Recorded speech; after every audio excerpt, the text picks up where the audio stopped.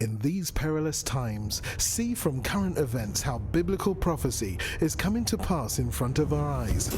You're watching In the Last Days, the program that looks at Israel and the end times with teaching from a Hebraic perspective. With Martin and Natalie Blackham, thank you to our friends and partners who make this program possible. Now, here's Martin and Natalie. Hi, welcome to the In the Last Days television program with myself, Martin Blackham. Natalie's behind the scenes today. She says hello to you. We are the program that looks at Israel, the news and features from Israel. And one of the big stories that's happening in the news at the moment was the terrorist attack on the French train, which involved an Moroccan, an Islamic terrorist who was stopped by a United States airman and his friends from carrying out a terrible terrorist attack. And what happened in today's news, this is the Daily Telegraph, you can see the terrorist being taken by French policemen to the court. What's happened is that we've discovered that he is actually working for ISIS. So ISIS is really in the news, and we have a very special guest in the studio today to talk about ISIS, to talk about what's happening in the Islamic world, to talk about Arabic affairs. And we have Dr. Mordechai Kedar in the studio. Thank you so much for coming in today. You're making a special effort to come in. Dr. Mordechai Kedar is a senior lecturer in the Department of Arabic Studies at Bar Ilan University. He's a speaker with the Begin Sadat Center for Strategic Studies. He served with the Israeli Army Military Intelligence for 25 years, where he specialized in Islamic groups, and hence the reason with today's news about ISIS, the political discourse of Arab countries. He's currently a lieutenant colonel in the Israeli Army Reserves and is thoroughly familiar with the Arab media in real time. The Los Angeles Times' Edmund Sanders described him as one of the few Arabic-speaking Israeli pundits seen on Arab satellite channels defending Israel. So it's really great to have you in the studio. My pleasure and my honor. Thank you so much for coming in. And it's a huge topic, but the topic of ISIS and the Islamic State. But maybe you can, as we're looking at the story, what happened on the train. Maybe you can give us our viewers an update as to what's happening with the Islamic State and what kind of a threat is it to not just the nations around it, but to Israel and to the West. Well, as we speak now, in August 2015, the Islamic State is a large area. It's like 15 times the state of Israel. Not that the state of Israel is such a big country, but 15 times, it's like 15 times New Jersey. So they're already on a quarter of Iraq and a half, or even more than half, of Syria. These two dysfunctional countries actually fell prey to this newly born Islamic State, but we have always to bear in mind that this newly born Islamic State is actually functioning or walking on the footsteps of the ancient Islam in the 7th century. They actually imitate the ways how that state in the 7th century was functioning. Those people in the 7th century were beheading people. These are beheading people today. Those people were burning their enemies. These are burning their enemies as well. Those people were destroying all the remnants of the former cultures, like the Babylons and the Assyrians and the Christians, of course, the Byzantine Empire. They do the same thing today to churches, to monasteries, and to sanctuaries of the Babylonians and the Assyrians, as we heard recently in the city of Tadmor, and the Greeks, of course, and the Romans. All the cultures which presided, which were before Islam, should be destroyed, and they do it as their forefathers did in the 7th century. Those were chopping hands of thieves in the 7th century. This is what they do today. Those were stoning women in the streets if they went astray. The same thing is being done today. Those were selling to slavery infidels' daughters. This is the same thing which they do today. Means every single characteristic of the Islamic State of yore, of the 7th and 8th century, they are doing today.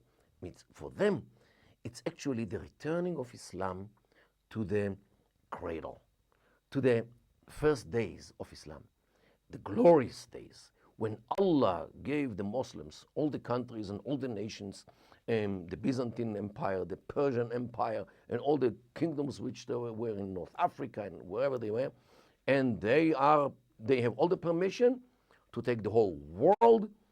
Actually, the whole world appears on their coins, which they already issued. So, because they don't recognize any borders, because the borders were marked by the infidels, while the world was created as one single world by the one single God, should have only one single religion, under one single caliph, as they already have. So this is their mindset, and this is where they try to take the world to. And if on the way there are some kingdoms or some states like the United Kingdom or other states which are resisting this trend, they should be exterminated. And this is the idea which unfortunately is so attractive to too many Muslims. I'm not saying, definitely I'm not saying that all the Muslims are participating in this kind of thinking. Not even half of them, not even a third. But if only 1% of the Muslim world takes these ideas seriously, we already have 1.5 million jihadists, or even more, because we have 1.5 billion Muslims in the world. So 1 of 1,000 gives us 1.5 million. 1.5 million jihadists in the world are too many. 19 were enough to stage the September 11, 2001. Only 19. Do you think there's a misunderstanding about Islam in the West? Because some people see it just as another religion or another organization or another way of politics. But do you think there's a misunderstanding that the serious nature that they take jihad, in the sense that they don't just carry out terrorist attacks like we saw on the French train, but they're also involved in other jihad means any way of fighting the infidel? Well, Islam is not only a religion. Islam is a way of life, scheme of life, which controls the economy, politics, state, whatever. There is nothing in the world which Islam doesn't have what to say about. So Islam it's not only a religion which controls the relation between man and God. It's not only this, like Christianity or Judaism in most parts. Islam is something which is a comprehensive way of thinking about the whole world, politics, statehood, and everything else. So this is why it is a religion, but not only. So it has to be viewed as such. However, Islam has everything in it. Love and hate, peace and war, violence and acceptance. It is everything. There is no radical Islam versus moderate Islam, because there is no radical Quran versus moderate Quran, or radical Hadith or tradition versus a moderate one, or a radical history of Islam versus another history which is much more moderate. There is one Islam, one Quran, one Hadith, one history, one ideology. However, there are all kinds of array or large array of ideas in the Quran already. There is a verse which says, La ikraha fi din, means no compulsion in religion, which is a very nice idea. You cannot impose anything on others. But on the other side, there are verses in the Quran which incite you to go to fight for Islam. So there is everything in the Quran, in the Hadith, in the history, in the ideology, whatever. There are radical people and there are moderate people. Radical people take from the sources the verses and the ideas which fit their culture. And they actually tailor their Islamic garment out of these materials, of the radical materials, and they are very good Muslims because they follow the ideas which appear in the Quran and Hadith, which fit their personality. While moderate people, and there are many moderate Muslims, good people, peaceful people who do nothing wrong, will not kill even a mosquito. And they tailor their Islam from the moderate ideas which appear in the Quran and in the Hadith. So Islam has everything in it. So there is no radical Islam versus moderate Islam. There are radical people versus moderate people. Now the question is, how many of those are radical and how many of those are moderate? And this is where the problem is, because organizations like the Islamic State, Al-Qaeda, Hamas, Hezbollah, all these are groupings of people who share the same ideology, of radical ideology, which they take from their sources. And while they have this organization, they are very, very dangerous, because now they are organized, they have weapons, they have money, they have all the means to export their kind of behavior and ideology to other parts of Muslims and others. The first target for them are Muslims, the moderate Muslims, who do not share the same ideas. This is why I think like 95% of the victims of the radical Muslims are moderate Muslims. You can see it in Iraq, you can see it in Syria, you can see it in Libya, and many other places. Yet there are other victims who are Christians, Jews, Yazidis, as they sell their daughters today, the Yazidi daughters, to slavery after they kill the men. So this is what today the radical Muslims are doing in the world, in organizations like Hamas, all these organizations. And they share more or less the same ideas, which are taken from the Islamic sources, which have everything in it.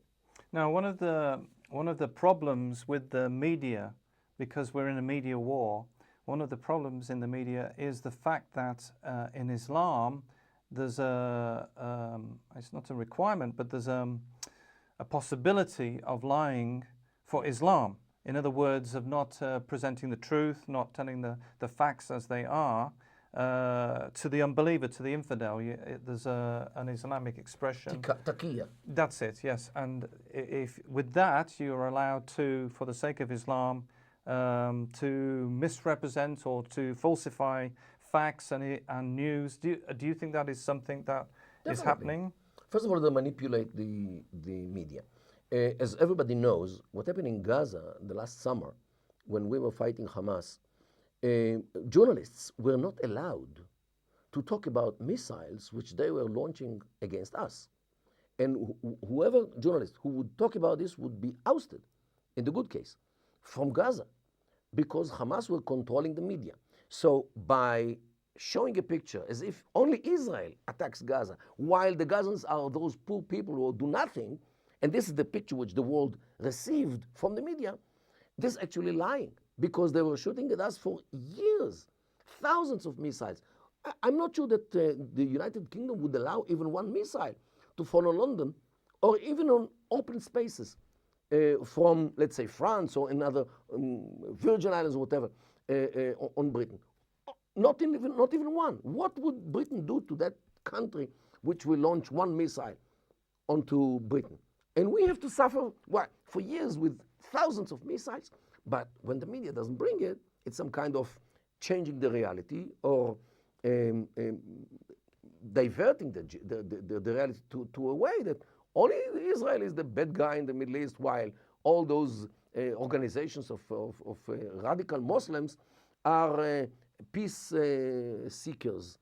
And this is actually the picture which, unfortunately, the media broadcast. However, it doesn't. It is still until today. Only recently, David Cameron gave an order to the BBC not to call the ISIS or the Islamic State in this name, the Islamic State, but to change it, I think, to the organization, the so-called the Islamic State.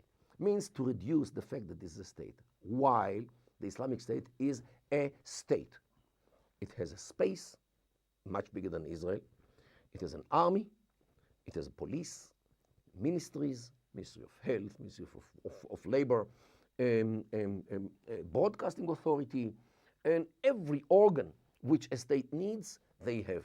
So something which looks like a state, acts like a state, and quacks like a state, it is a state. It is not an organization anymore. And by sticking the head into the sand, as Cameron wants, by not calling it a state, it is some kind of to dope the world not to see it in order not to act. Because everybody, I believe also the British government is afraid. Because if one soldier will fall into the hands of those and will be slaughtered in front of a camera, this will cause a political problem in Britain, because everybody will ask, hey, what are you doing there? So in order not to be forced to send the British army, like boots on the ground, to deal with this Islamic State, they try not to call it a state. However, you cannot get rid of it by bombing from the air. There is no way. If you have to get rid of them, you have to send many boots on the ground to look for them in every cellar, in every apartment, every ditch, and everywhere where they hide, to catch them and to put them into the place which they deserve, either into the grave or behind the bars, like Guantanamo or Guantanamo-like places. This is the only way how to solve the problem which is named the Islamic State. And the later the world does it, the higher will be the price. Because and at the moment, the Islamic State is also not just in Syria, but they're threatening on the border, I believe, of Lebanon. I mean, Egypt, we saw missiles fired by ISIS into Israel. Libya, I believe the ISIS are they're already there. big time. America, there were attacks. The Boko Haram in Nigeria already pledged allegiance to the Islamic State. They're in Lebanon. They are in many places. Look, in Kosovo, former Yugoslavia, the capital, of course, is Pristina. Pristina is drinking water from a water reserve.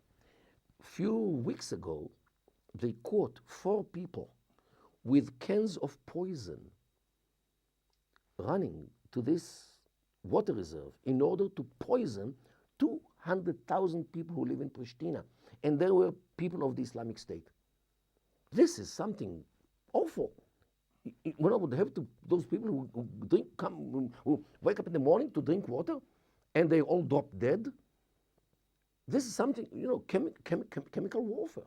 Already we see those people who identify with this Islamic State.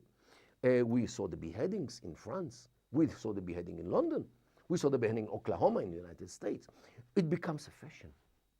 And this is the dreadful thing, because through the social media and the regular media, unfortunately, too many Muslims in the world look at this and say, hey, this is the winning card. This is the way how to treat the infidels. This is the way how to defeat Britain after what Britain did to us for centuries, by colonizing us, by establishing the state of Israel, by cutting us to pieces named states, or duwailat, as they say in Arabic, small states, in order to weaken us. And the fact that Britain actually took those dictators to control us in Egypt, wherever they are, in Jordan, the Hashemite family and others, and actually Britain and the United States and France and all those colonizers actually devastated us. And this is why we now have to go to jihad in order to take revenge against all those infidels and the Christians who invaded us and occupied us and exploited our resources, and now we have to fight back. And this is actually what we see today. And the Islamic State will be the solution, will be the way how to treat the infidels, to slaughter them and to topple them and to poison them and to shoot in their trains and in their restaurants and in their shops and whether kosher, hyper kosher, and all these things. This is the only way, the winning card. And unfortunately, too many Muslims in the world fall in love with this idea, and especially with this modus operandi. And of course, if you're a Muslim and you go to the mosque, and this is this kind of story of someone who's trying to do like the French terrorist on the train, something like that is something to be talking about. Now, one of the things, Mordechai, that I'm very interested in is, I think you're the first guest we've ever had who's been on Al Jazeera. So maybe in Arabic. In Arabic, yeah, and BBC in Arabic as well. Yeah. Maybe you can tell us a bit about what that was like, because that must have been.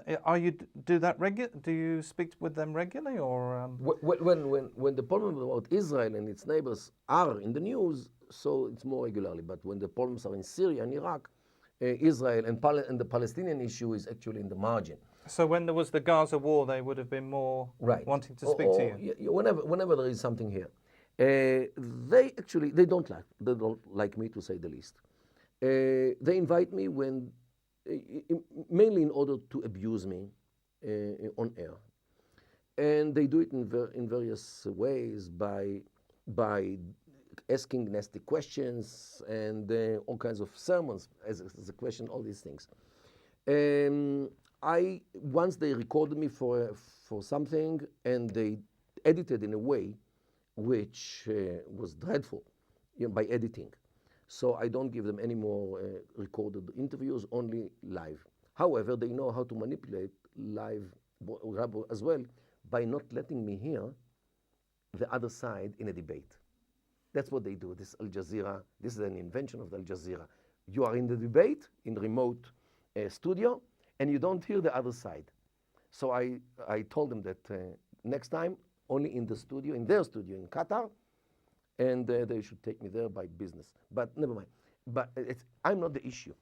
The issue is that Al Jazeera actually is a media jihad against the Arab leaders, or the rulers, media jihad against Israel, media jihad against Christianity and the West, and media jihad in order to promote the Muslim Brotherhood.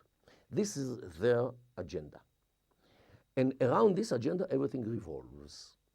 And all the rest is they have nothing with truth. Nothing connected with truth. Everything there is manipulated to serve their agenda. And I think that Al Jazeera should be kicked out from every democratic state, because they don't adhere to any rules of media or any concept of media, real media, because they are lying. And they're applying the Islamic, what we were talking about, of that you can lie to the infidel. They actually were behind the Arab Spring. They pushed the people to the streets to topple Ben Ali in Tunisia, Mubarak in Egypt, Assad in Syria, Ali Ahmed Abdullah Saleh in Yemen, in Bahrain as well. They were the inciting power behind those Arab masses which burst into the streets as if to demand freedom, but what they gained is mass killing as Qatar designed for them. They actually succeeded to put the Muslim Brotherhood in the head of Egypt, because Morsi for a year was their achievement as the president. However, when the Emir of Qatar, when he knew that Morsi will be ousted in July 2013, he resigned like a week before. He didn't want to be there when his failure will be obvious. So he put his son to succeed him. And this is what proves that he was behind, means the Emir, the former Emir of Qatar, the father of the current Emir of Qatar. He was behind all this wave which was designed to put the Muslim Brotherhood in power, but what it brought is the Islamic State, which is a derivative of the Muslim Brotherhood. And people think that, there are some people who think that Muslim Brotherhood is a peaceful charity organization. You don't understand that the Muslim Brotherhood is the womb from which all the terrorist organizations of today, Al-Qaeda, the Islamic State, Boko Haram, the Ansar Bait al-Maqdis in Sinai, all of these are the sons and the grandsons of this organization, the Muslim Brotherhood. And unfortunately, there are people who think that Muslim Brotherhood are good, peaceful charity organization. And Al Jazeera, would you say it's like propaganda? They're putting out their message, which they believe is right. But the problem is, I think, Mordechai, is that in the West we have the impression that when people do the news, present the news, that it's truthful, that it's a truthful representation of events that are happening. We're not used to. Yeah. I think not since the Second World War with the Nazis doing the propaganda has there been so much. Well, this is another problem which is connected to the West, because the West usually tries to look at others, especially Muslims, Arabs, through Western eyes, through Western culture, through Western lens, as if the whole world thinks in the same way, the whole world is the same culture, everybody wants the same thing, everybody likes the same thing, everybody dislikes the same thing. And this is why the West tend to think that if you only do this, this and that, which works in this, everything will be okay in the other side. They don't understand that there are different cultures in the world. They don't recognize other cultures. And they don't learn about how many decision makers in the West know Arabic in a way that they can understand the Arabic culture. They don't understand the Iranian culture. This is why they fell in this trap, which led them to the deal with Iran. They actually failed totally. Britain and the United States and Russia and China and all those who signed on this were misled into a trap by the Iranians, who are experts in the bazaar culture of the Middle East. And they are rookies. And this is why the Iranians succeeded to defeat them in the negotiation field, because they know the rules of the Middle Eastern game, while the Westerners are blind in this area, because they think well, they say, so they must mean it. Because when we say, we mean what we say. So they definitely are like us, and they also mean what they say. They don't understand that in the Middle East, you say one thing and you mean the opposite in some cases. So this is the real problem, and this is unfortunately what happens when politicians who are running the West are oblivious of other cultures. They don't want to learn. They don't learn the languages. Look, you cannot understand French without French. You cannot understand the Dutch without Dutch. You cannot understand Italians without Italian. The same way you cannot understand Arabs without Arabic, and Persian without Persian. We've run out of time, Mordechai. Thank you so much for coming into the studio this week, and thank you for sharing with us about some of the issues that we are facing with the Islamic State and the threat of Islam and terrorism.